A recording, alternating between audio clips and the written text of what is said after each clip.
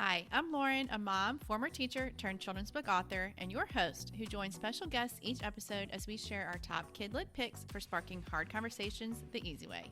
Yep, that means everything from tackling bullying and out-of-control anger to celebrating diversity, inclusion, and leading with kindness, plus so much more.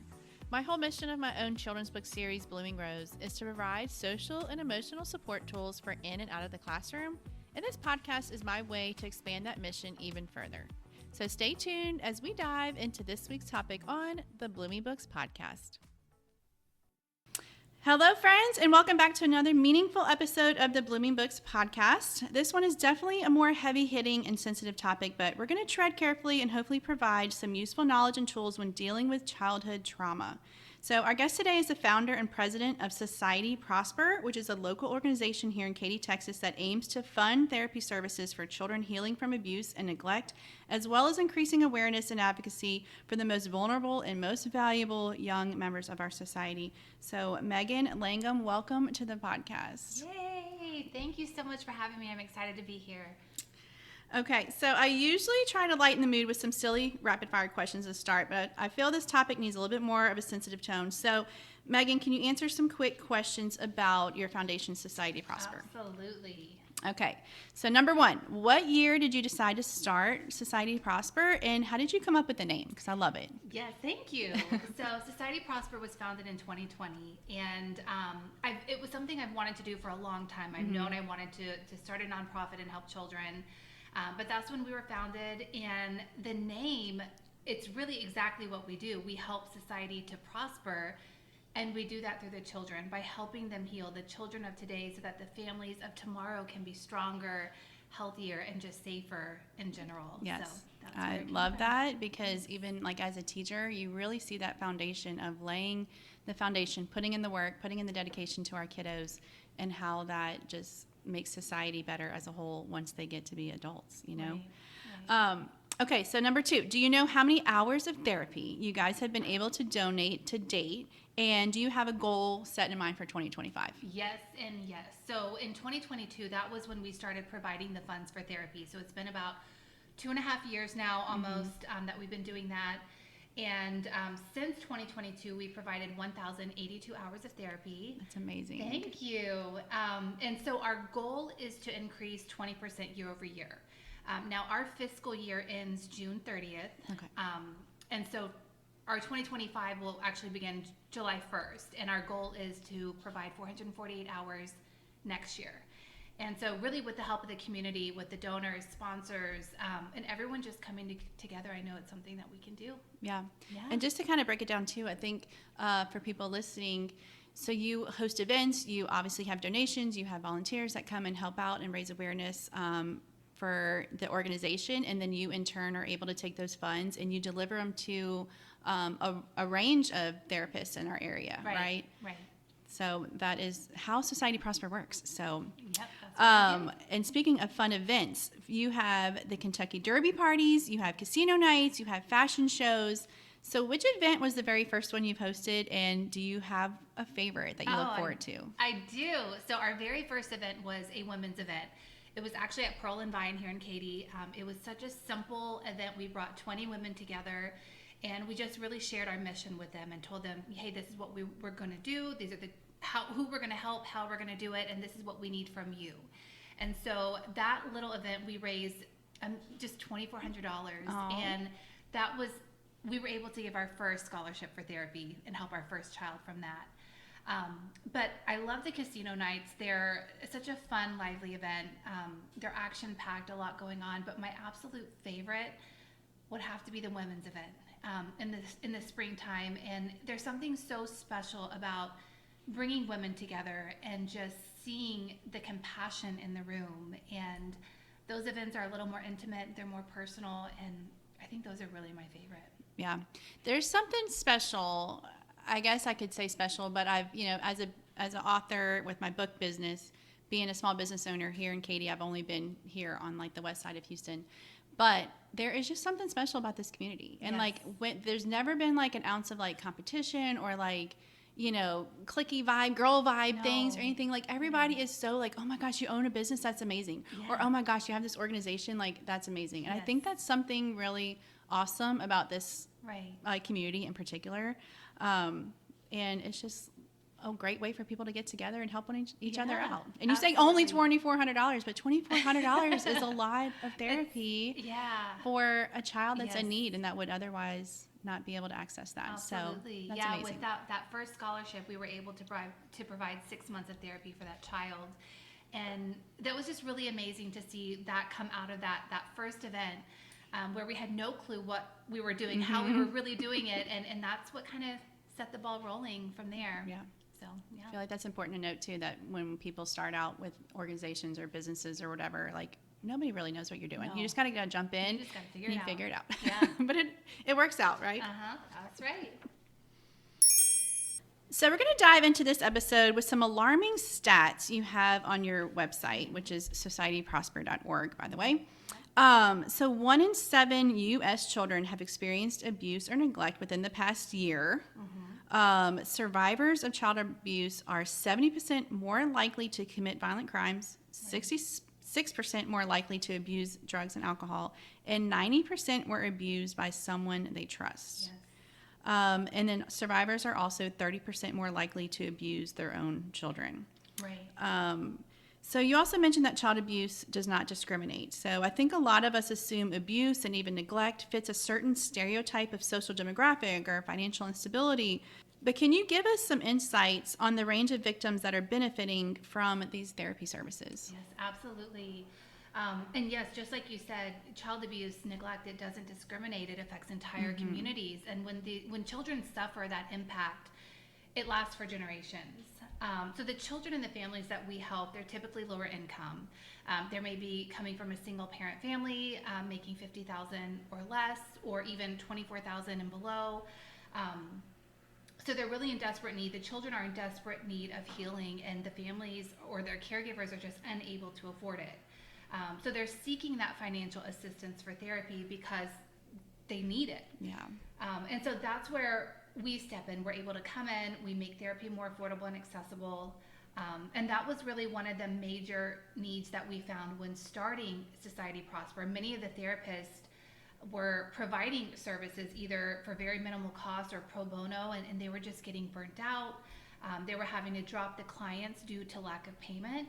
And so that's where we were able to kind of come in and alleviate that issue. But the majority of the children that we help, they're usually ages 4 through 17, come from low income, and we're serving Harris and Fort Bend County. We have a few clients up in Montgomery County right now, Okay. But the bulk of them come from Harris and Fort Bend. Yeah, and I think it's just, when you're talking about the lower economic families, and probably because the higher economic families are able to pay for, these types of services on their own, or they have a better insurance that might cover some of those costs. And, when you're struggling to put food on the table, it's hard to prioritize something like mental health because it's, quote unquote, invisible. It's like, oh, why are you acting like that? Or why are you so upset about this still? It's like mental health is just as important as their physical health. Obviously they need to eat dinner, but we also I love how your organization is bridging the gap between getting them their physical needs met and this mental health. Yeah, that mental, that emotional, it's all just as important. And it really spirals, with a young child that doesn't, address it properly, doesn't have the tools to heal properly. It's just going to snowball as they get older. Like with that stat we said where they abuse their own children. Yes. That stat is really alarming, and it's like, how can we know how to break the cycle. And it's just, we need funding, we need, organizations, we need, all the help we can get to get our kids on the right path. Absolutely. And that stat that you mentioned, the survivors are 30% more likely to abuse their own children. That's the cycle that we're breaking right there. Child abuse survivors, they're also more likely to struggle with mental health issues, substance abuse, less likely to graduate high school or attend college. And all that's a cycle on its own right there. I mean, that's, poverty, that's just all of it. And that's what we're doing going forward. Because I mean, we see, it's okay.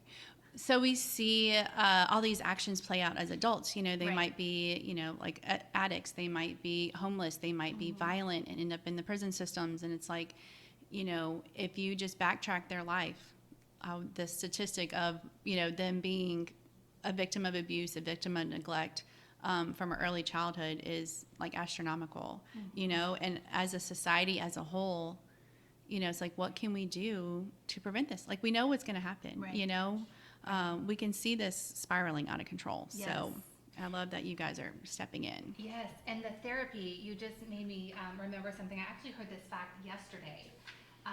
When children receive certain types of therapy at an early age with that early intervention, there's an 80 to 85% chance of lessening their PTSD. I don't know if I said that right. It came from a doctor, and you know, I'm not in the doctor world. But that's how effective getting that therapy early on, that early intervention is on these children. And that's why it's so important to be able to provide these services to these children. Yeah, it literally alters their brain for years to come unless we can show them a better way. Okay, so what are some of the telltale signs that a child you know or care for might be experiencing abuse or neglect? So we have a lot of parents, a lot of educators that are listening. What do we look for? Okay, so there's 4 major types of child maltreatment. There's physical abuse, neglect, sexual abuse, and emotional abuse. According to the Texas Department of Family and Protective Services, you'll want to recognize the following signs. So there's frequent injuries such as bruises, cuts, burns, all without explanations, of course. Extreme fear of going home or seeing their parents or caregivers. Obvious malnourishment, lack of personal hygiene that poses a health risk. Stealing, begging for food, sexual comments or behaviors, knowledge of sexual relations beyond what's age appropriate, and really severe depression, anxiety, and also just kind of just being aware of their caregiver. Are they belittling the child? But those are a couple of the signs that I think those are very important, especially for, you know, teachers. You come across so many students, and a lot of those behaviors when they're acting out or when they're doing things that might be inappropriate or, you know, making other students uncomfortable, like there's usually a root cause for that, and it's usually nothing positive, you know. We need to dig a little deeper on that. Right. So if they suspect something, where can parents or teachers go as a first step in helping to determine whether a child is in need of professional services or help? Because obviously as a teacher, you know, or a parent, we're not the health professionals. So where can we go to point us in the right direction? Yes, so you can contact the Texas Department of Family and Protective Services if you suspect child abuse or neglect, and give them a call at 1-800-252-5400. It's completely confidential. CPS may get involved, and they're responsible for conducting the investigations of the alleged abuse or neglect. You can also report to any local or state law enforcement agency, and it's really important that you can be a voice for these children. They're often afraid to speak up for themselves, to advocate on their own behalf, because they're afraid of what could happen or what may happen. So we really encourage everyone to, if you see something, say something, because you may be the only voice for this child. Yeah. And maybe if it's even to like a school counselor, if you have concerns about like another student in your child's class or something like that. Absolutely. You know, as a teacher, as an educator, you are required by law to report if you hear something in particular, or if you suspect something in particular, you are required to report that. But sometimes there's a bit of a gray area where you just have these nagging little red flags, and, you know, maybe talking to the counselor, talking to a social worker can really help, you know, pinpoint maybe what's going on. Absolutely. And you might be the only lifeline for that child, you know? You may be the only one. Yeah. Yes. So providing therapy can cover a wide range of needs and, you know, lengths of time. So can you break it down a little for us on how a child can qualify for the funding you provide and what their path to healing might look like? Obviously, it's not a one and done, you know, therapy session, right? Right. It does take time, and every person's healing journey is different. But if a child needs our services, they can apply on our website, or if they're working with a counselor, they can apply directly with the counselor through us. If they're not paired with a counselor just yet, they can still apply through us, and we can pair them with one. But to qualify, the child must have experienced some form of abuse or neglect, and have been removed from the situation as well. But we typically fund those that are low income, ages 4 through 17. And every child's needs are different, and the type of therapy that they receive, it can vary. Some therapists provide play therapy for the children, which is it's very beneficial. Even for adults can benefit from play therapy.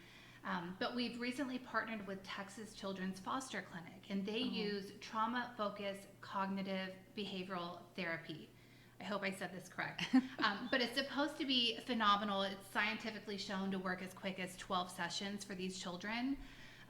So on average, though, children may have about 25 sessions based on the amount of trauma that they've experienced and kind of what they're going through. But some children, their healing journey, some may go attend sessions once a week, twice a week, bi-weekly. It just really depends on the severity of their situation. Yeah, and of course, you guys are there to see them through, with really substantial resources, because there's a lot of people that can't afford, weekly sessions or bi-weekly sessions, and we definitely want the therapists to get paid and, for their time and their skill, because it can change those kids' lives. So. Yes.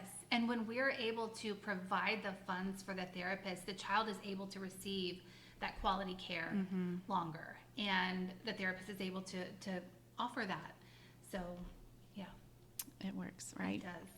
So I also want to touch on how to handle awareness and empathy, and possibly have these difficult conversations with your own children when they hear stories, watch the news even, or witness, unsettling behaviors from a fellow student or child who's been through a traumatic experience, right? They're probably going to come across something like this.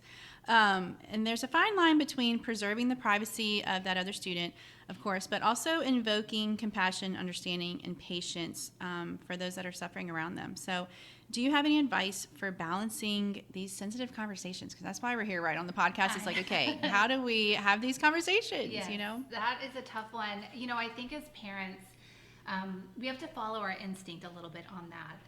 Really gauge, based on the maturity of our child, we know our children the best. And really also what we're comfortable with sharing with them. Personally, I try to be as honest as I can, as possible, with my children, and sharing, what exists in the world, what are the evils that are out there, and of course, if a friend or a peer has experienced something, you want to kind of let them know, hey, they've gone through something traumatic. Show them compassion, show them love, without really going into too much detail, because it still is a personal, private matter. But I also think it's important to share, what dangers are out there, and really tone of voice is going to carry a lot of weight when we discuss these issues with our kids and our teens. For sure. I think, you remaining calm, but remaining, simple and to the facts, and, that can go a long way, because I feel like we try to shield our kids from these unsettling things that, like, oh, no, nothing bad ever happens in the world. You're completely safe. But then, you might go to a parking lot at the grocery store and act weird, and they're like, okay, what's going on? So with my kids in particular too, is that I always try to say it appropriately. One's in kindergarten, one's in middle school, so those conversations are a little different between the two of them. But I do try to explain it simply, but then also give them like a plan. We've talked about things like what happens if we get in a car accident, what happens if our house catches on fire. My middle schooler is very inquisitive, so she asks all these kinds of questions, and it's not that I want them to worry about these things all the time. Or, what if there's a stranger in the parking lot that's following us? Those kind of, like, what do we do? And, like, give them a plan, like, okay, if you hear this, if you witness this, or if this happens, this is how, mom, dad, caretaker, your teachers, this is how we're going to keep you safe. And this is why you need to come to us and let us know, so that we can put, a plan in place. And I think that helps with them not to worry themselves, but also to be aware of, students that are going through different things that, they have no idea, luckily, some of the things that kids go home to. Whether it's kids in their class or, kids that they come across, throughout the community. So you never know when these things pop up, but just having that open line of conversation with them, honesty, let them know that they can come to you. Yeah. It's so important. It's, when you mentioned the class and going back to the 1 in 7 children have experienced some form of abuse or neglect over the last year, that's roughly 3 children per class. Right. So if you have about 21 to 24 children in each class, that's 3 children in there have experienced something over that last year. So children are absolutely going to come across this, and it's good to have those tools to be able to communicate that with your children. Yeah, I never thought about it like that within their classroom in particular, but it's scary out there. It's very scary. And we don't want to, freak them out and have them worry about it, but we also need to have the tools to work it through with them. Right. So we're going to dive into a couple of book picks we have for addressing trauma, in addition to professional services, of course. Megan, do you have a book pick you would like to share? I do. Okay. It's called Sam's Invisible Shield. It's written by Vicki Gardiner. She's a licensed professional counselor, and it's such a cute book. It's about a boy. His name is Sam, but he discovers he has this invisible shield of power that protects him from hurtful words. And so he's able to use what he's learned with his shield to help his peers and his friends use their little power of protection from other hurtful words as well. So it's really about like treating others with kindness and just kind of guarding yourself and knowing that, hey, other people's words can't hurt me. And so it's a cute little book. I love that. And they can set their own boundaries and, know what they're comfortable with and what they're not comfortable with. Absolutely. So one book I'd like to share is called A Terrible Thing Happened by Margaret M. Holmes.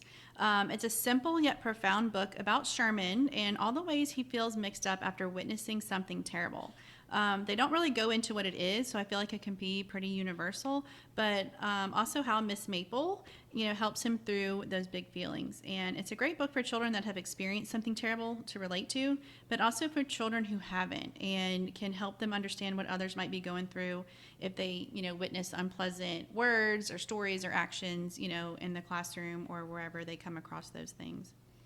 And I also love another one that's titled Body Boundaries Make Me Stronger. It's by Elizabeth Cole, and I love how it very explicitly yet appropriately walks a young boy through all the situations that might make him uncomfortable and some that are downright dangerous. So it gives him a plan, on how to handle uncomfortable situations should they arise.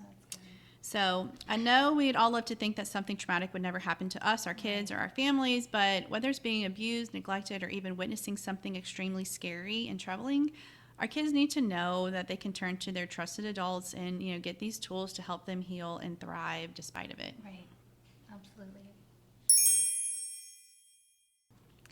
So before you go, can you tell our listeners how they can help support your vital mission and a little bit about your next event that you have coming up? I know it's a fun one. It is a fun one. You can support Society Prosper. You can make a donation at societyprosper.org. And you can also consider making a monthly or a yearly gift that supports these children through healing and therapy as well. So you can also partner with us as a sponsor or at one of our events, or even just attend one of our events. That's going to support us as well. But we'd love to have you. We'd love to have everyone. But our next event is the fashion show coming up on April 26th. It's such a special, beautiful event. It's a women's event. Men are welcome to come as well, but they may be the only man there. But April is National Child Abuse Prevention Month, and so this is a really big month for us. We do a lot of campaigning, a lot of raising awareness, and we finish the month off with a bang with this fashion show. But we have guest speakers. We celebrate women in the community, fashion, philanthropy. It's really a great way for us to just bring the community together and to raise awareness and funds for Society Prosper. I love that. I'm jealous that I don't get to go this year because I'm going to be out of town. Oh. But I don't think people need too much of a good reason to come together and support a good cause and hang out, with other like-minded women and have a lot of fun. So it's a win-win all around, right? I agree. Can you tell us where they can also follow along on your social accounts? Yeah, absolutely. You can follow us on Instagram, Facebook, even YouTube. We're at Society Prosper all the way around. But follow us, stay up to date with everything we have going on. Check out our website as well at societyprosper.org. You can learn more about our organization, what we're doing, who we're helping, and of course, make that donation. Yes, all the things, right? Okay, so what a powerful episode, Megan. Thank you so much. Thank you. I know it's hard to talk about these things sometimes, but these things that we don't want to talk about or put in the back of our mind, they're happening and they're shaping Right. our children and our society's future. Mm-hmm. So thank you for being such a voice for our young ones that are struggling. So okay, that is it for this week's episode. I hope you've gained a couple of helpful nuggets on how to recognize and react to children that might be experiencing or witnessing trauma. And we'll see you guys next time on the Blooming Books podcast. Thank you for listening to the Blooming Books podcast, recorded and produced by Blooming Rose Kids.